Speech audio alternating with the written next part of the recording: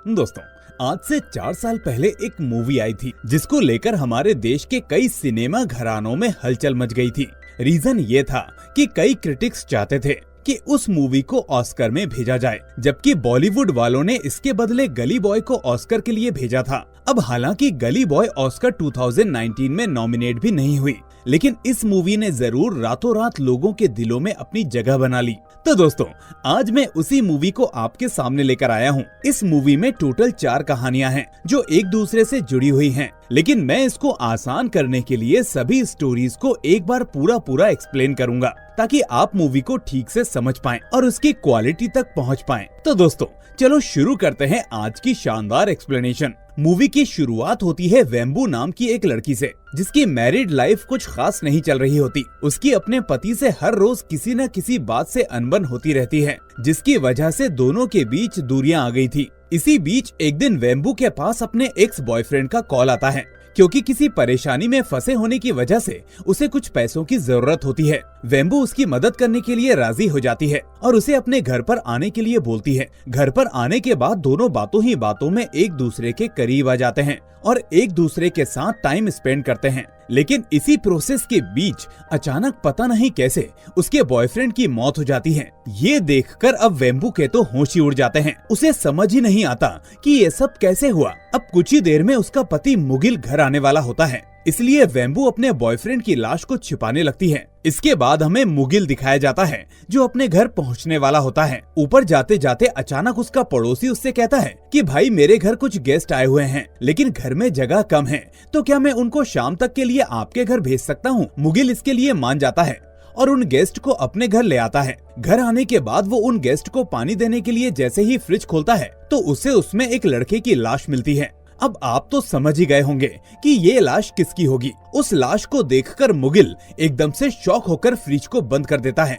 इसके बाद वो सामने खड़ी अपनी वाइफ बेम्बू से पूछता है कि ये सब क्या है, आखिर ये आदमी कौन है और ये बेहोश है या मर चुका है। वेम्बू रोते हुए उसे सारा सच बता देती है और मुगिल उस पर बहुत ही ज्यादा गुस्सा करने लगता है, लेकिन गेस्ट होने की वजह से वो तेज नहीं बोल पाता और अपना गुस्सा बाहर नहीं निकाल पाता। तभी वेम्बू कहती है कि तुम फिक्र मत करो, तुम्हारी इसमें कोई गलती नहीं है। हालांकि मैंने इसको नहीं मारा है, लेकिन मैं पुलिस में जाके सब कुछ सच सच बता दूंगी कि इसका और मेरा अफेयर चल रहा था और फिर हुकअप के बीच ये अपने आप मारा गया। अगर कोई जांच होनी होगी तो हो जाएगी और साफ हो जाएगा कि मैंने इसको नहीं मारा, लेकिन तुम इस सब से बच जाओगे। मुगिल पहले तो उसकी बातों से शॉक हो जाता है और फिर कहता है कि इतना महान बनने की कोशिश मत करो। तुमने जो किया उसके लिए मैं कभी तुम्हें माफ नहीं करूंगा, लेकिन अगर तुम पकड़ी गई तो मेरे खानदान की नाक कट जाएगी। लोग मेरे साथ साथ मेरे पेरेंट्स पर भी उंगलियां उठाने लगेंगे और पूछताछ के लिए उन्हें भी कोर्ट कचहरी आना पड़ेगा, जो मैं बिल्कुल नहीं चाहता। इसलिए जैसा मैं कहता हूँ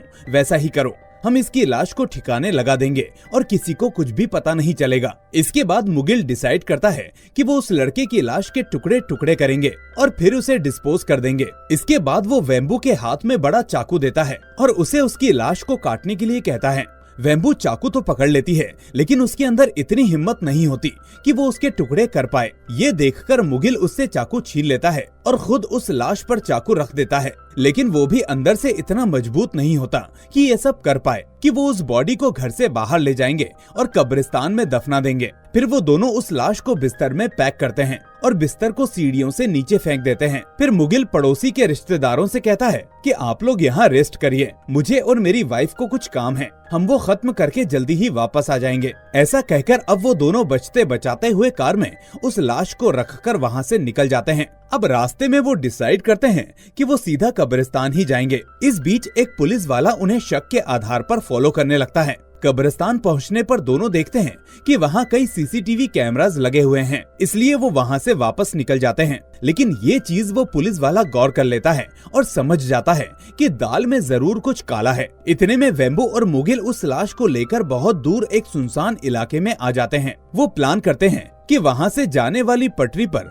वो उस लाश को ऐसे रख देंगे जैसे वो बेहोश होकर वहाँ गिर गया हो। इस बीच ट्रेन उसके ऊपर से गुजर जाएगी और ये मामला एक्सीडेंट की तरह शो हो जाएगा। लेकिन ट्रेन को आने में अभी करीब 2 घंटे का वक्त होता है, इसलिए दोनों खाना खाने के लिए निकल जाते हैं ताकि कभी इस केस की इन्वेस्टिगेशन हो तो ये साबित कर सकें कि ये खाना खाने कहीं गए हुए थे। अब दोनों के बीच इतने महीनों से चली आ रही दूरियां खत्म होने लगती हैं क्योंकि महीनों बाद वो दोनों एक दूसरे के साथ मिलकर काम कर रहे थे, एक दूसरे का ख्याल रख रहे थे और एक दूसरे को तसल्ली भी दे रहे थे। खैर, अब 2 घंटे बाद ये दोनों उस लाश को ट्रेन के आने से पहले ट्रैक पर रख देते हैं। लेकिन तभी अचानक वेम्बू को एक कॉल आता है जिसे मुगिल रिसीव करता है। दूसरी तरफ लाइन पर बर्लिन नाम का एक पुलिस ऑफिसर होता है जो कहता है कि मुझे पता है तुम लोगों की कार में एक लाश है जिसे तुम ठिकाने लगाने जा रहे हो, पर मैं ये होने नहीं दूंगा। इसलिए अगर बचना चाहते हो तो चुपचाप उस कार को वापस घुमाओ और वहाँ आ जाओ जहाँ मैं तुमको बुला रहा हूँ।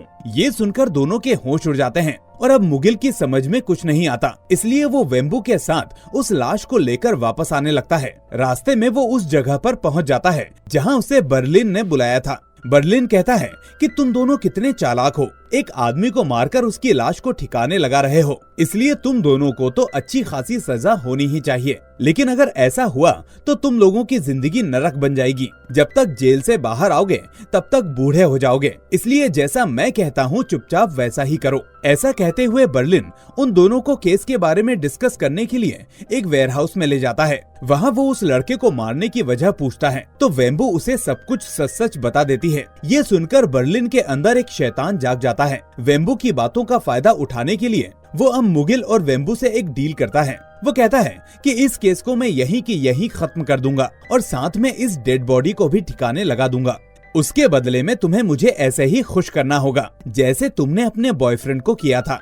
ये सुनकर वेम्बू का सर चकरा जाता है और मुगिल भी उस पुलिस ऑफिसर से रिक्वेस्ट करता है कि सर ये पॉसिबल नहीं है, आप इसके अलावा हमसे जितने चाहें पैसे ले लीजिए, ज्वेलरी ले लीजिए, लेकिन ये सब हम लोग नहीं कर पाएंगे। पर बर्लिन कहता है कि इसके अलावा ना तो मेरे पास कोई रास्ता है और ना तुम्हारे पास। मैं तुम्हें 5 मिनट सोचने का मौका देता हूँ, बाकी तुम्हारी मर्जी। अब ये दोनों डिस्कशन करते हैं। मुगिल इस बात के लिए हरगिज राजी नहीं होता, लेकिन वेम्बू कहती है कि मैं नहीं चाहती कि तुम इस सब में फंस जाओ, इसलिए मुझे ये करने दो। तो इस तरह वेम्बू बर्लिन की शर्त मान जाती है। फिर ये डिसाइड होता है कि पहले तो बर्लिन उस बॉडी को ठिकाने लगाएगा और उसके बाद वेम्बू उसके पास जाएगी। बर्लिन इसके लिए मान जाता है और अपना स्कूटर स्टार्ट करने लगता है ताकि उस बॉडी को ठिकाने लगाने का बंदोबस्त कर सके। उधर गाड़ी में बैठे मुगिल और वेम्बू ये डिसाइड करते हैं कि जब बर्लिन उस बॉडी को ठिकाने लगाएगा तब हम उसकी एक वीडियो बना लेंगे जिसके जरिए हम उल्टा उसको ब्लैकमेल कर पाएंगे। लेकिन जब बर्लिन का स्कूटर स्टार्ट नहीं हो रहा होता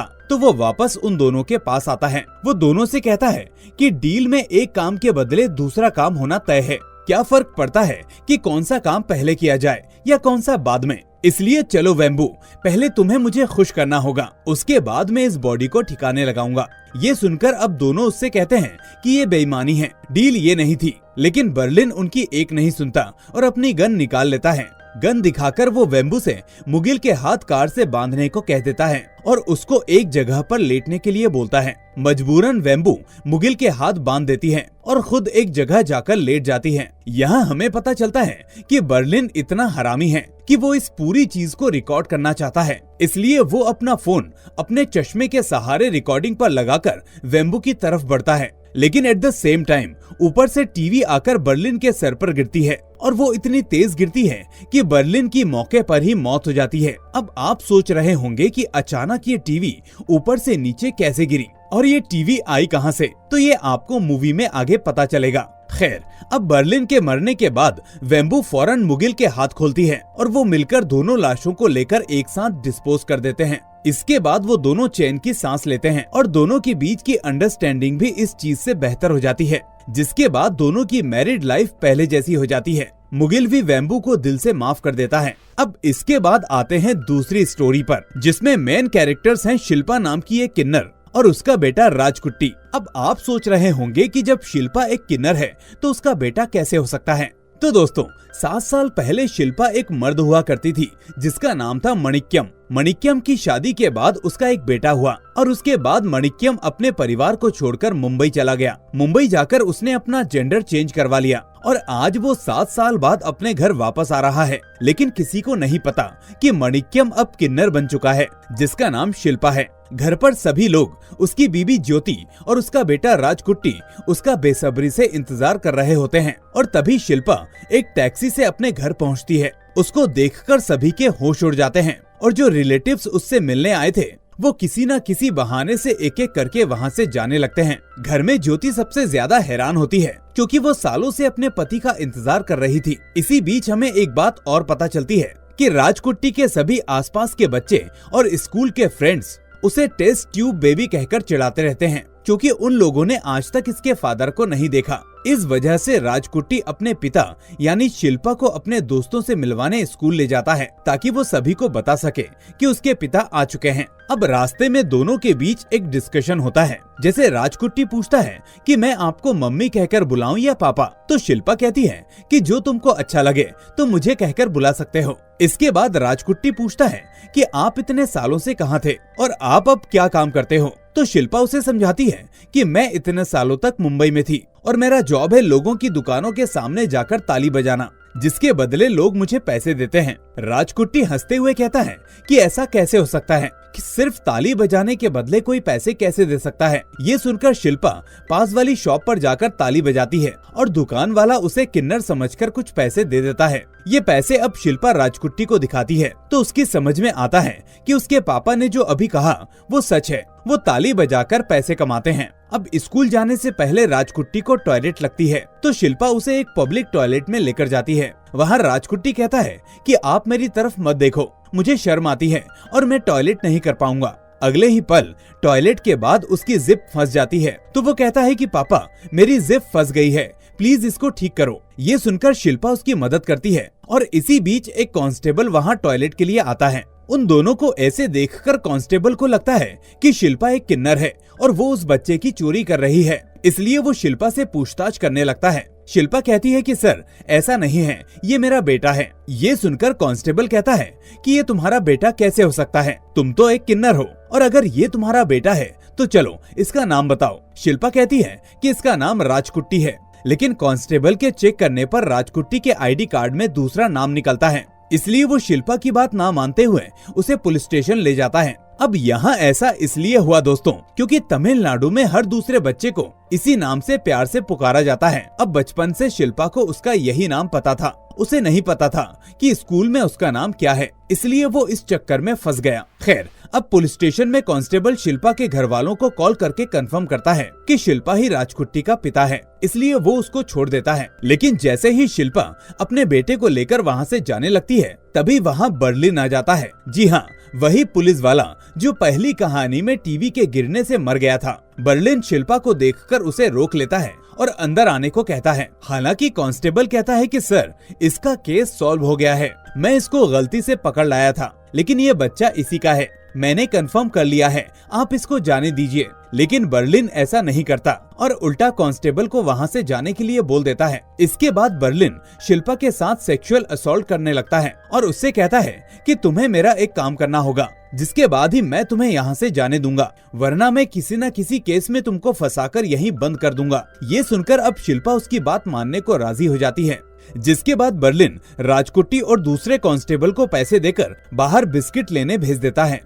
इसके बाद वो शिल्पा को हैरास करता है और फाइनली अपने मन की करने के बाद उसको और उसके बच्चे को जाने देता है। शिल्पा बेचारी वहाँ से निकलने के बाद रास्ते में रोती रहती है और इसी तरह वो अपने बेटे के साथ स्कूल तक पहुँच जाती है। स्कूल जाने पर वहाँ का वॉचमैन उसको अंदर जाने नहीं देता तो राजकुट्टी कहता है, पापा आप यहीं रुकिए, मैं अपने फ्रेंड्स को बाहर लेकर आता हूँ। अब शिल्पा बाहर खड़ी रहती है। अब उसको देखकर अब एक पेरेंट्स और वो वॉचमैन उल्टा सीधा बोलने लगते हैं, जिसको वो सहन नहीं कर पाती और दूसरी जगह आकर बैठ जाती है। वहाँ पर एक बूढ़ी औरत पहले से ही बैठी होती है, जो शिल्पा को रोते हुए देखकर कहती है कि रीजंस अलग बात होती हैं और रियलिटी अलग बात होती है। हो सकता है तुम्हारे ऐसे बनने में कोई ना कोई रीजन हो, लेकिन लोग तुम्हारे रीजन को नहीं बल्कि तुम्हारी रियलिटी को ही देखेंगे, क्योंकि इसी का नाम दुनिया है। ये सुनकर अब शिल्पा वापस मुंबई जाने का सोच लेती है और अपनी टिकट भी बुक कर लेती है। इसके बाद शाम को शिल्पा और राजकुट्टी वापस घर आने लगते हैं तो रास्ते में शिल्पा एक पान की दुकान पर रुकती है। वो राजकुट्टी से कहती है कि तुम अपनी माँ की बात हमेशा माना करो और अच्छे से पढ़ाई किया करो। इसके अलावा कभी भी शराब और सिगरेट का इस्तेमाल मत करना, वरना भगवान तुम्हें अच्छा इंसान नहीं बनाएंगे। ये सब बोलते हुए वो राजकुट्टी की तरफ देखती है तो राजकुट्टी वहाँ पर नहीं होता। ये देखकर वो दोबारा घबरा जाती है और उसको इधर उधर ढूंढने लगती है। न मिलने पर वो वापस पुलिस स्टेशन आती है जहाँ पर बर्लिन बैठा होता है। वो उससे रिक्वेस्ट करती है कि सर, मेरा बेटा कहीं गुम हो गया है, प्लीज उसको ढूंढिए, वो अभी यहीं कहीं आसपास ही होगा, ज्यादा दूर नहीं निकला होगा। कमीना बर्लिन अभी भी उसकी बात नहीं मानता और वापस से उसे हैरास करने लगता है। ये देखकर शिल्पा उस पर चिल्लाने लगती है, जिस वजह से बर्लिन उस पर 2 डंडे चला देता है। इस बीच बर्लिन उसके बालों को खींचता है तो उसे पता चलता है कि शिल्पा के बाल तो नकली हैं। ये देखकर बर्लिन को और गुस्सा आ जाता है और वो उसको और उसके बच्चे के बारे में उल्टा सीधा बोलने लगता है। ये सुनकर अब शिल्पा से रहा नहीं जाता और वो बर्लिन को जोरदार लात मारकर दूर फेंक देती है। इस बीच बाकी कांस्टेबल आकर उसे रोकने की कोशिश करते हैं, लेकिन शिल्पा उनसे नहीं रुकती और बर्लिन की तरफ बढ़ने लगती है। बर्लिन के पास आते ही वो उसके सर पर हाथ रखकर उसे बद्दुआ देती है और एकदम से वहाँ से भाग जाती है। ये देखकर बर्लिन हंसने लगता है और कहता है कि आज तक मेरी बीवी की बद्दुआ का असर मेरे ऊपर नहीं हुआ, तो इसका क्या होगा। अब शिल्पा वहाँ से भागते हुए अपने बेटे को फिर से ढूंढने लगती है कि तभी एक आदमी आकर उसको बताता है कि तुम्हारा बेटा तो घर पर ही है और वो उल्टा तुम्हें ढूंढ रहा है। ये सुनकर शिल्पा फौरन घर जाती है और राजकुट्टी को गले से लगा लेती है। वो राजकुट्टी से कहती है कि बेटा, तुम मुझे छोड़कर कहाँ चले गए थे। तभी राजकुट्टी कहता है कि पापा, मैं तो चला गया, लेकिन अब आप क्यों जा रहे हो। शिल्पा को पता चल जाता है कि राजकुट्टी को उसके जाने की खबर हो गई है। इसके बाद शिल्पा को रियलाइज होता है कि जब उसकी पत्नी और उसका बेटा उसको ऐसे ही अपनाने को तैयार हैं, तो फिर वो बाकी दुनिया वालों के बारे में क्यों सोच रही है। ये सोचते हुए वो अपनी टिकट को फाड़ देती है और अपने बेटे राजकुट्टी को चूमते हुए कहती है कि मैं कहीं नहीं जा रही, अब मैं हमेशा तुम्हारे साथ ही रहूंगी। और इसी के साथ ये दूसरी स्टोरी भी खत्म हो जाती है। अब आते हैं इस मूवी की तीसरी स्टोरी पर, जिसमें टोटल 5 दोस्त होते हैं, सूरी, मोहन, बसंत, बालाजी और तय्युवन। अब ये 5 लोग मिलकर एक एडल्ट मूवी देखने का डिसीजन लेते हैं और उसको देखने के लिए तय्युवन के घर को डिसाइड करते हैं, क्योंकि उसी के घर पर सबसे अच्छा और बड़ा टीवी मौजूद है। मार्केट से मूवी लाने के बाद सभी दोस्त तय्युवन के घर आते हैं, क्योंकि उसके माता पिता आज किसी रिश्तेदार के घर गए हुए थे। अब मूवी स्टार्ट होती है और पहले ही सीन में सभी को सूरी की माँ दिखती है। ये देखने के बाद सभी शॉक में रह जाते हैं, जबकि सूरी तेज तेज चिल्लाते हुए उस टीवी को तोड़कर बाहर भाग जाता है। मोहन भी उसके पीछे पीछे भागता है ताकि उसे समझा सके और यहीं से ये दोनों दोस्त अलग हो जाते हैं और स्टोरी बाकी तीनों दोस्त बसंत, बालाजी और तय्युवन पर आ जाती है। अब तय्युवन के हाथ पैर फूल जाते हैं, क्योंकि उसकी टूटी हुई टीवी के बारे में उसके पिता को पता चला तो उसको पीट पीट कर आधा कर देंगे। इसलिए अब वो बसंत और बालाजी से इस चीज को हैंडल करने के लिए मदद मांगता है। वो दोनों उसको एडवाइस देते हैं कि इससे बचने का बस एक ही तरीका है, हमें पुरानी टीवी को रिप्लेस करके नई टीवी लाना होगा। लेकिन इसमें एक दिक्कत होती है, नई टीवी के लिए किसी के पास पैसे नहीं होते। इसलिए वो तीनों मिलकर एक लोकल गुंडे अमीन के पास जाते हैं, जो ज्यादा इंटरेस्ट पर पैसे उधार दिया करता था। अमीन उनकी बात को सुनता है, लेकिन कहता है कि तुम लोग कुछ कमाते हो नहीं, तो मेरा पैसा कैसे दोगे, इसलिए तुम मेरा एक काम कर दो, मैं तुम्हें पैसे दे दूंगा। ये सुनकर वो तीनों मान जाते हैं और अमीन उनको एक जहर की बोतल देकर कहता है कि ये बोतल तुम्हें एक कपल की चाय में मिलानी होगी, बस मिलाते ही मेरा काम हो जाएगा और तुम अपना पैसा ले जाना। अब तीनों के पास कोई और चारा नहीं होता, इसलिए वो इसके लिए मान जाते हैं। इसके बाद वो तीनों फाइनली उस कपल के रूम के बाहर पहुंचते हैं, जहां एक चाय वाला उस कपल को चाय देने जा रहा होता है। अब बसंत उसको कुछ पूछने के बहाने वहीं रोक लेता है और इसी बीच तय्युवन उस चाय में वो जहर मिला देता है। इसके बाद वो तीनों दूर खड़े होकर कंडीशन को ऑब्जर्व करने लगते हैं, लेकिन तभी तीनों का दिमाग चलता है और वो सोचते हैं कि जब किसी की जान लेने के लिए इतने पैसे मिल रहे हैं, तो अगर हम उन कपल्स को बचा लें तो हमें कितने पैसे मिलेंगे। ये सोचते ही तय्युवन फौरन उस कपल के पास भागता है और उनको चाय पीने से रोक लेता है, लेकिन अनफॉर्चुनेटली वो कपल उनको डांटने लगता है कि ये सब क्या कह रहे हो। अब डर के मारे वो तीनों उस कपल को सच नहीं बता पाते और वहाँ से वापस अमीन के पास आ जाते हैं। अमीन अपने प्लान को चौपट देखकर तीनों को चप्पल से मारने लगता है। इस बीच बसंत डरकर इधर उधर भागने लगता है और इसी चक्कर में उसके हाथ से अमीन के घर की टीवी भी टूट जाती है। बाहर आने पर अब तय्युवन और बालाजी उसको डांटने लगते हैं कि एक टीवी का इंतजाम तो हो नहीं पाया और तुमने दूसरी टीवी का कर्जा हम लोगों के ऊपर चढ़ा दिया। अब आखिर हम 2 टीवी कैसे लाएंगे। तय्युवन कहता है कि अगर मेरे पापा को टीवी नहीं दिखा तो वो मुझे मार डालेंगे, और अगर हमने अमीन को टीवी लाकर नहीं दिया तो ये हम तीनों को मार डालेगा। इस तरह अब तीनों का दिमाग बहुत उलझ जाता है और उनको समझ में नहीं आता कि ऐसी सिचुएशन में आखिर क्या किया जाए। फाइनली अब तीनों के पास कोई रास्ता नहीं होता, इसलिए वो अपने मोहल्ले के एक बड़े से सेठ के घर में चोरी करने जाते हैं। क्योंकि वो सेठ अक्सर काम से बाहर ही रहता था। पैसे का बैग चोरी करते ही वो वहाँ से टीवी की दुकान पर पहुँच जाते हैं, लेकिन वहाँ जाकर उन्हें पता चलता है कि वो नोट तो असल में पुराने हैं, जो मोदी जी ने बंद कर दिए थे। इसलिए वो वापस नए नोट लेने यानी वापस चोरी करने सेठ जी के घर में जाते हैं। सेठ से बचते हुए वो नए नोट भी चोरी कर लेते हैं और जब वापस आ रहे होते हैं तभी उन्हें सेठ के घर में एक लड़की देख लेती है। अब उस लड़की को देखकर सभी मूर्ति की तरह खड़े के खड़े रह जाते हैं। ये तीनों आपस में बात करने लगते हैं, लेकिन तभी तीनों ये नोटिस करते हैं कि वो बिना बोले एक दूसरे से बात कर पा रहे हैं। ये देखकर तीनों की हवा खराब हो जाती है और वो उस लड़की को कोई भूत समझने लगते हैं। वो उससे पूछते हैं कि तुम कौन हो, तो वो लड़की कहती है कि मैं एक एलियन हूँ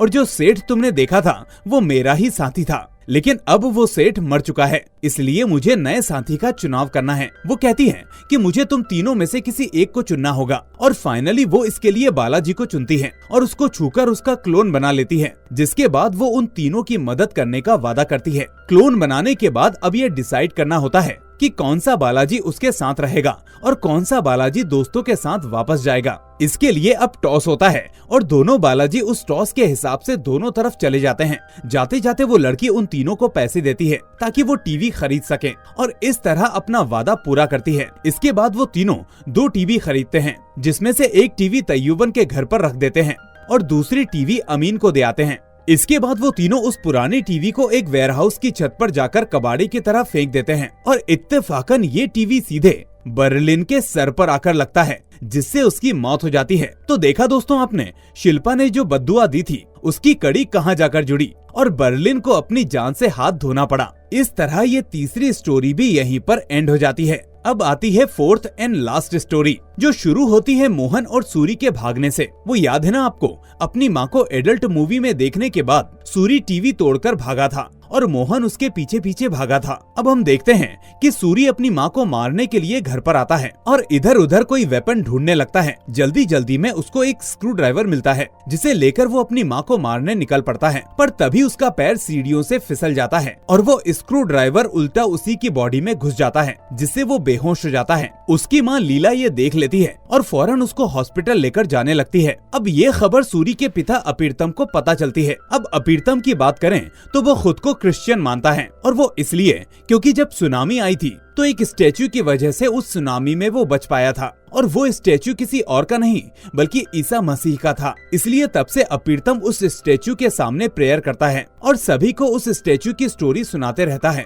ठीक इसी तरह अपीरतम के फॉलोअर्स को अपीरतम की प्रेयर्स पर बहुत विश्वास होता है, क्योंकि उन्हें लगता है कि उसकी प्रेयर्स गॉड बहुत जल्दी सुन लेते हैं। यही वजह है कि कई लोग उसके पास सिर्फ प्रेयर्स करवाने ही आते हैं। अब हॉस्पिटल पहुंचने पर लीला को पता चलता है कि सूरी का अर्जेंट ऑपरेशन करना पड़ेगा, लेकिन उसके लिए ज्यादा पैसों की जरूरत होगी, जबकि लीला के पास इतने पैसे नहीं होते। इसलिए वो फौरन घर जाकर अपने गहने उठाती है और उन्हें बेचने चल देती है। जबकि इतनी देर में अपीरतम अपने बेटे को अपने स्टैचू के पास लाकर प्रेयर करने लगता है। अब ये बात जब लीला को पता चलती है तो वो पड़ोस के कुछ लोगों को लेकर अपीरतम के पास पहुँच जाती है। वो कहती है कि सूरी को ऑपरेशन की जरूरत है, वो बिना ऑपरेशन के ठीक नहीं होगा और तुम्हारी प्रेयर से भगवान खुद ऑपरेशन करने नहीं आएंगे, वो सिर्फ तुम्हें राह दिखा सकते हैं, ऑपरेशन तुमको ही करवाना पड़ेगा। लेकिन अपीरतम को ये बात समझ में नहीं आती और वो एक तरह से अंधविश्वास में जी रहा होता है। वहीं लीला डॉक्टर से रिक्वेस्ट कर रही होती है कि वो सूरी का ऑपरेशन कर दे, जबकि पैसा वो जल्दी ही ले आएगी। उधर अपीरतम वापस से उस स्टेचू के सामने आकर प्रेयर करने लगता है और अपने बेटे को ठीक करने की रिक्वेस्ट करता है, क्योंकि उसके पास भी पैसे नहीं होते और इसके अलावा और कोई दूसरा रास्ता भी नहीं होता। प्रेयर के बीच में उसका अंतर्मन यही कहता रहता है कि ये एक पत्थर है और पत्थर किसी को सही नहीं कर सकते। तभी अचानक अपीरतम को एक दिन पहले की घटना याद आती है जो उसके साथ घटी थी। दरअसल एक दिन पहले अपीरतम शिल्पा से मिला था। जब शिल्पा अपने बेटे को इधर उधर ढूंढ रही थी, शिल्पा उसको देखकर कहती है कि स्वामी जी, मेरे बेटे को ढूंढिए, प्लीज मेरी मदद कीजिए। ये सुनकर अपीरतम कहता है कि मैं कोई स्वामी नहीं हूँ, मैं तो एक क्रिश्चियन हूँ और एक प्रीस्ट हूँ। तो ये सुनकर शिल्पा अपना एक पाप उसके सामने कबूल करती है, क्योंकि ईसाई धर्म में ये एक रिचुअल होता है जिसमें लोग गॉड के सामने अपना एक गुनाह कबूल करके उसकी माफी मांगते हैं और उसके बदले अपनी मुराद पूरी करने की रिक्वेस्ट और प्रे करते हैं। तो इसी वजह से अब शिल्पा अपना गुनाह कबूल करती है। वो कहती है कि जब मैं मुंबई में थी तो अनाथ बच्चों को चुराकर, मेरे पास खाने के लिए पैसे नहीं थे इसलिए मैंने ऐसा किया। पर 1 महीने बाद मैंने देखा कि वो क्रिमिनल्स उन बच्चों के साथ बहुत गलत करते थे। वो किसी की आंख निकाल लेते तो किसी के हाथ पैर तोड़ देते और फिर उनसे भीख मंगवाते थे। मैं भी उन लोगों के साथ इस काम में शामिल थी। मैंने कभी किसी बच्चे को चोट नहीं पहुंचाई, लेकिन उन बच्चों को चोट देने में मेरा ही सबसे बड़ा हाथ है, क्योंकि मैं ही उनको वहां पहुंचाती थी। और इसीलिए आज भगवान ने मेरा बच्चा मुझसे जुदा कर दिया। ये सुनकर अपीतम कहता है कि तुम्हारा गुनाह माफ करने लायक नहीं है, तुमने बहुत बड़ा पाप किया है, तुम्हें मर जाना चाहिए था। ये सुनकर शिल्पा कहती है कि मैंने मरने की भी कोशिश की थी। जब सुनामी आई तो मैंने खुद को सुनामी के हवाले कर दिया ताकि मैं खुद को खत्म कर सकूं, लेकिन एक पत्थर की वजह से मैं बच गई। पत्थर का नाम सुनकर अपीतम हैरान हो जाता है और पूछता है कि कैसा पत्थर। शिल्पा कहती है कि क्या फर्क पड़ता है, वो सिर्फ एक पत्थर था जिसकी वजह से मेरी जान बची। इसी बीच एक आदमी आकर शिल्पा से कहता है कि लगता है तुम्हारा बेटा घर पहुंच गया है, चलो घर चलो। ये सुनकर शिल्पा जाने लगती है, लेकिन तभी अपीतम पूछता है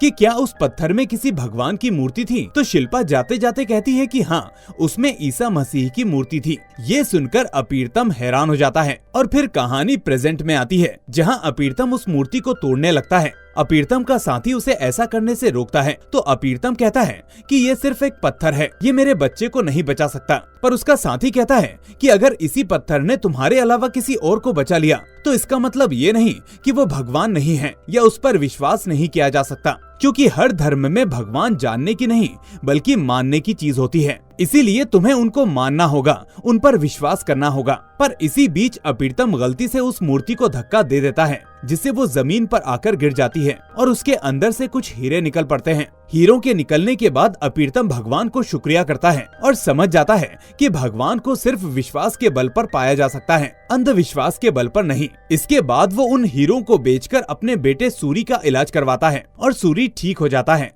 अब उसकी माँ लीला उसके पास आकर कहती है कि बेटा, तुमने जो टीवी में देखा था वो सिर्फ एक जॉब है जो मैं तुम्हारे लिए करती आ रही हूँ, जैसे सभी माँ पिता अपने बच्चों के लिए करते हैं। और इसी के साथ ये मूवी यहाँ पर एंड हो जाती है। तो दोस्तों, इस मूवी में आप कई सारे मैसेजेस को देख सकते हैं। अब मैं उनको बताऊंगा तो वीडियो और लंबी हो जाएगी, इसलिए आप कमेंट करके बताइए कि आपको इस मूवी का सबसे बेहतरीन मैसेज कौन सा लगता है। साथ ही इस वीडियो को लाइक करके मेरे चैनल को सब्सक्राइब करना मत भूलना। अब मैं मिलूंगा आपसे अगली ऐसी ही वीडियो में। Till then, take care and thanks for watching.